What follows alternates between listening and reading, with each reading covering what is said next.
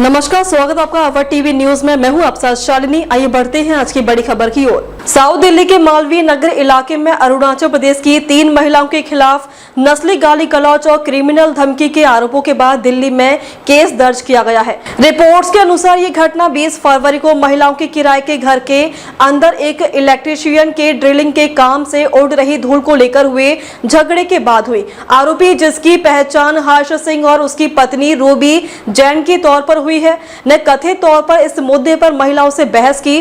First information report यानी FIR के मुताबिक शिकायत करने वालों ने आरोप लगाया कि झगड़े के दौरान कपल ने उनकी जाति को टारगेट करते हुए नस्ली, अपमानजनक और गाली गलौज वाली भाषा का इस्तेमाल किया। घटना का एक वीडियो जो ऑनलाइन सामने आया है, उसमें कथित तौर पर एक आरोपी महिलाओं पर नस्ली गालियां और सेक्सुअली बेइज्जती करते हुए आपत्तिजनक बातें करता हुआ दिख रहा है।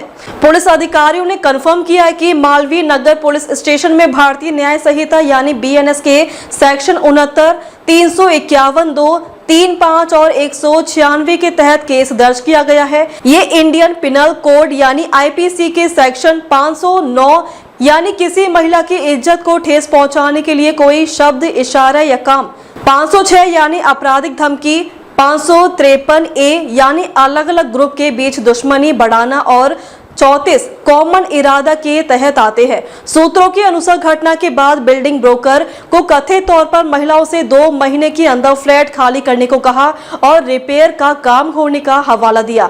मामले में आगे की जांच चल रही है।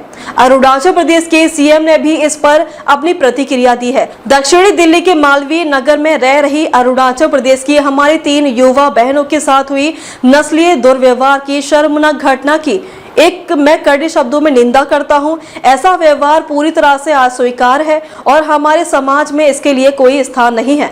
कल इस मामले की जानकारी मिलते ही मैंने दिल्ली पुलिस के कमिश्नर से बात की और त्वरित एवं सख्त कार्रवाई की मांग की है। सीपी व्यक्तिगत रूप से मेरे संपर्क में है। आरोपी वर्तमान में फरार है और मुझे आश्वासन दिया गया कि उन्हें जल्द से जल्द पकड़ लिया जाएगा और कानून के अनुसार उनके खिलाफ कार्रवाई की जाएगी। हम अपनी तीनों बहनों के साथ मजबूती से खड़े हैं और उनकी सुरक्षा, गरिमा और न्याय हमारी सर्वोच्च प्राथमिकता है। कब का है जो वायरल हो रहा है और किसने बनाया और क्या हुई घटना? पूरा ये वीडियो 20 फरवरी का है और हमारे साथ जो है वो छोटी सी इंसिडेंट से बहुत बड़ा सा कुछ हो गया।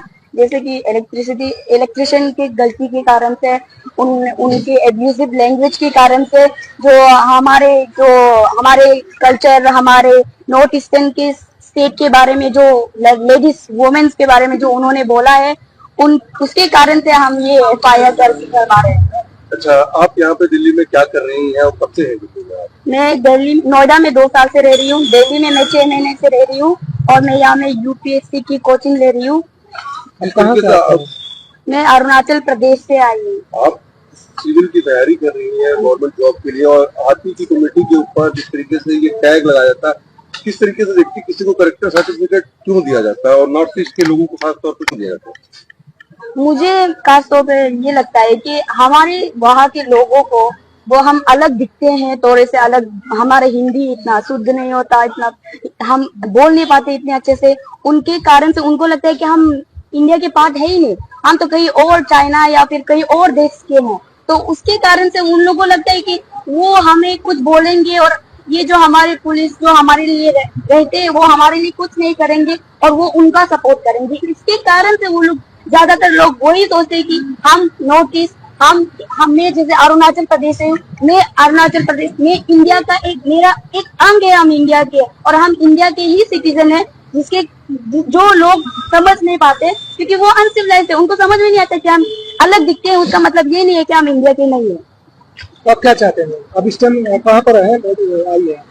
मैं अभी अपनी नॉर्थ ईस्ट पुलिस स्टेशन पे हूँ और मुझे ये जस्टिस चाहिए कि उन्होंने जो भी हमारे ये कम्युनिटीज के बारे में बोला है कि दोबारा कोई अगर इनकेस या फिर दिल्ली पे भी कोई भी जो हमारे नॉर्थ ईस्ट के जो वुमेन्स, मैन जो भी आते हैं, रहते हैं, उनके साथ ये चीज दोबारा ना हो। कि इसीलिए मैं चाहती हूँ कि इसके खिलाफ कड़ी से कड़ी सजा होनी चाहिए। जो हमारी गवर्नमेंट, हमारी कोर्ट जो सजा उनको दे सकती है, ये भी एक क्राइम है जो वो जो हर लोग करते हैं, एब्यूसिव लैंग्वेज यूज करना, ये एक बहुत बड़ा क्राइम है। इसको जस्टिफाई नहीं करना चाहिए कि ये सिर्फ एक लैंग्वेज है, कुछ बोल दिया बात सॉल्व हो गई।